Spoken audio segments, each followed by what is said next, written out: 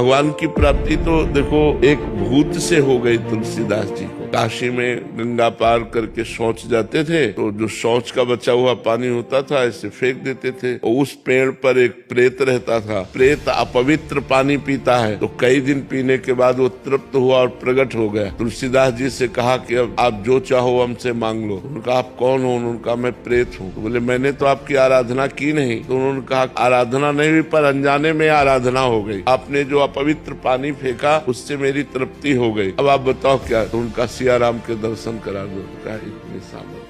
हमारी इतनी सामर्थ्य नहीं है कि मैं सिया राम के दर्शन करा दूं। उपाय बता सकता हूँ, उपाय से पक्का सिया राम के दर्शन हो जाएंगे। तो उनका बताओ। तो बोले तुलसी घाट में जब रामचरित्र का गायन किया जाता है, भगवान की कथा होती है, उस समय महावीर परम महाभागवत बजरंगबली हनुमान जी महाराज आते हैं। उनके चरण पकड़ लो, वो सिया राम जी के दर्शन करा देंगे। तो उनका हम पहचानेंगे कैसे? बोले सबसे पहले आते हैं और सबसे बाद के जाते हैं और मलिन वस्त्र होता है, वृद्ध स्वरूप होता है। तुलसीदास जी उस दिन गए तो जे ही कथा शुरू तो सबसे पहले आकर हनुमान जी महाराज बैठ गए। मलिन कपड़ा पहने ऐसे वृद्ध रूप में तुलसीदास जी दृष्टि रखते हैं। और जब सब चले गए तो हम प्रणाम करके जो ही चले सो पीछे लगे तो भागे हो। तो तुलसी घाट से लेकर संकट मोचन जो काशी के हैं वहाँ तक हनुमान जी भागे। तुलसीदास जी जाके चरण पकड़ लिए। उनका क्या चाहते हैं? तो उनका प्रभु इतने दिन हो गए भजन करते हुए, मैं अपने प्रभु को देखना चाहता हूँ, कैसे है मेरे सिया राम जी। तो उनका यहाँ काशी में नहीं चित्रकूट में चलो। तो फिर हनुमान जी की कृपा से